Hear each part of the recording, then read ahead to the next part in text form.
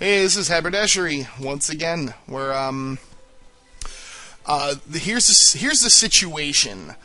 This is the next Let's Play video where I kill Skeletron and go into the dungeon. The video went to 16 minutes, which YouTube will not accept. I am not currently approved to post for videos past 15 minutes. One solution is just cut a minute off. Well, I didn't feel cutting a minute. There wasn't a good place to just cut a minute, because commentary is free flowing, and it just doesn't work. So what I've decided to do is I have saved a new project, and I have deleted the last minute of video and my commentary as a whole, and I am now going to narrate this post action. So it might not be as free-flowing, but I'm also going to talk about the patch that just came out today, and, mildly narrate the goings-on here. I will say that once I am approved to post videos past 15 minutes, which should be, I'm hoping I get that soon. I don't know what triggers it. I don't know how to get it. I'm not going to claim to know. But when I do get the ability to post videos past 15 minutes, I will post the original Let's Play with the original as it's happening commentary, because I think it is pretty funny, as it always is. I think it's quality. And I will post that for your viewing/listening pleasures. But for now, this is the best I can do. I apologize. And I will be doing some more Let's Plays, probably today. With more dungeon crawling, maybe a return to the underground jungle, and also eventually some hell footage as well. And I think we still have yet to do some more floating islands. I think there's going to be more. I think we only found one or two. No, we did find both of them, didn't we? Yeah, we did. And I think there's only two on small maps typically. I don't know for sure. But anyways, as you can see here, I'm killing Skeletron, and in the original commentary, the biggest concern in this fight wasn't dying, because I have tons of potions, and I'm decent enough. I'm pretty bad at avoiding his hits, but I'm not bad enough to where there's any real fear of dying. As long as I pop potions when needed, I'm okay. But the big thing was, I kind of lollygagged on damaging the head, and it actually ends up really close. Like, when I kill him, it's almost daybreak. And when daybreak hits, I think Skeletron, either the fight ends or he just fucking outright kills you or something. So, but anyways, there's still a lot to talk about, aside from just the happenings in the video, because patch 1.0.3 just landed today, with a bunch of very welcome changes. We'll go ahead and start talking about those. I'm not going to cover every single patch note, just the cool stuff. Don't get me wrong, it's all cool, and it's all welcome, and it's all awesome. But I'm going to outline the stuff worth saying more than a sentence about. Cobalt armor is gone. It's been replaced by jungle armor. It does the same thing, it just looks different. It's funny, because I actually mentioned in a previous Let's Play that Hornets dropping pieces of metal armor didn't make any sense. And while I still think Hornets dropping armor at all is kind of weird, it certainly makes more sense that they're dropping, like, green, planty, jungle-looking armor. So, that's cool. And I think jungle armor looks neat. I'm not a huge fan of the bright green, but it's not like I look at my character and hate it. And I still get all my mana regen and mana cost lowering, which is all extraordinarily excellent when you're using rocket boots. So, there is also a new item they added. I don't know how to get it. I do know what it is. It is a wizard hat that increases your magic damage by 15%, which is really cool. The only problem is that it's a helmet. So if you wear it, you're breaking your set bonus for your armor. So it's like on a pure power level judgment, it's probably pretty bad. Because your set bonus is half the reason you wear armor. I mean, the other half is just pure defense. And the wizard hat does give you a little bit of defense. And I'm not sure that's worth 15% extra magic damage. Now, if they make a wizard robe and wizard slippers, or wizard boots, or wizard footwear of any kind, and that has a set bonus, then okay, now we're in business. But as it stands, I think it's just an item that I'm gonna want because I'm being a little bit of a completionist at this game. But yeah, as far as actual use, I don't think it's that great. They fixed a bug where underground jungle seeds were not spawning. I didn't even know they existed and weren't there to spawn. You can plant the seeds to spread the underground jungle, much like the corruption. So that's really neat. That's really cool that it's in the game now. That's awesome. It allows for more in-game map customization. It's just fucking cool. Cloud and Bottle got fixed, so your double jump kills your momentum and prevents fall damage, which is awesome. I guess there was a debate on whether, as you can see, oh, well, I'll finish my first thought. I guess there was a debate on whether it was fixed or working as intended. Well, it's fixed. And back to the Skeletron fight here for a moment. You can see I've destroyed both of his hands, so now, like, the amount of damage he does is really not too scary. Like, I'm letting him hit me now in the sake of just trying to kill him before daybreak happens. I'm letting him hit me because if he's hitting me, it means I'm hitting him. So, but anyways, a very curious change to Molten Armor. Let's see if you can follow this. Okay, Molten Armor originally gave 28 defense plus a 10 defense set bonus, but the set bonus wasn't working. So if you were wearing Molten Armor, you were getting 28 defense, even though you thought you were getting 38.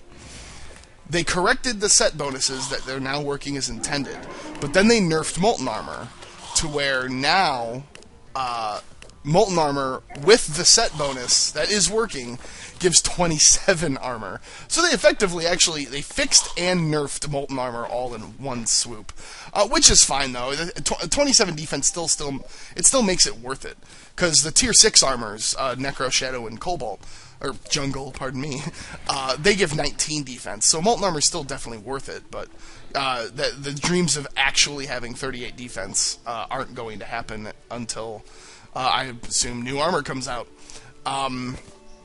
They changed some of the look of some of the helmets of Iron, Gold, Meteor, and Bone. They look cool. I mean, I'm not going to say they're fucking awesome or anything, because it's just the look of a helmet, and it's completely subjective, actually. Oh man, look at all these skeletons this dungeon throws at me right off the bat. There's like 6 of them right there. It's crazy. Anyways, and then Meteor Armor's set bonus, in addition to reducing the mana cost of all items, reduces the mana cost of Space Gun to 0. I thought that was a really neat change. It kind of indicates that we're going to get a lot more specialized types of armor in the future. Like, to kind of accompany that comment, I think like a developer a lot, where, like, a lot of times, like, I actually avoid using the Muramasa in this game with my high-powered character, because I think the Muramasa is so absurdly overpowered, it makes the game too easy, and it's just hold left click, swing forever. And like, if I were a developer, I would nerf it somehow. So I think like a developer, and I see the design space in things, and when I see a change like adding like just this random Space Gun mana to 0 change, it kind of indicates to me that, and I think I die here. Yep, I die there.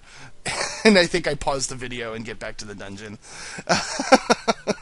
Anyways, I see a change like that to Meteor Armor, and I'm like, hey, that's cool. We're going to get some more specialized armor and stuff. And before I continue with the patch notes, I would like to just say I really, really hope some customization, some appearance customization stuff occurs sooner rather than later.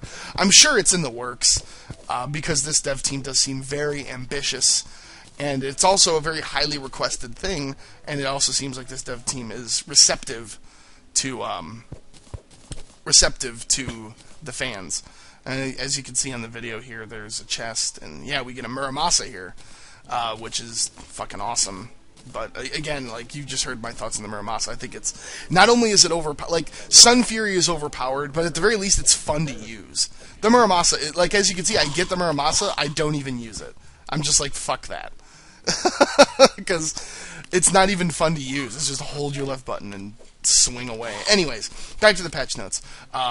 Several magic items have had their damage increased. which is cool.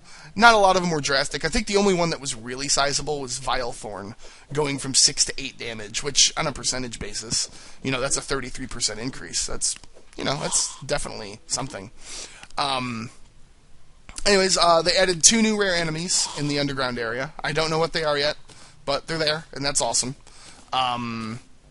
The skeleton graphics have been changed, whatever. I haven't seen them yet either, but I'm sure it's good. The guide can die to enemies now. Thank God, because seriously, fuck that guy. And trees can be corrupt instead of just getting destroyed by corruption, which I think is an awesome, just aesthetic change. Because now seeing corrupt, I want to see corrupt trees now. I want to see what they look like. I think they'll be cool. And then the big thing with the patch is dedicated server software, which is just, awesome. The other big thing, actually, too, before I get more into the server stuff, is the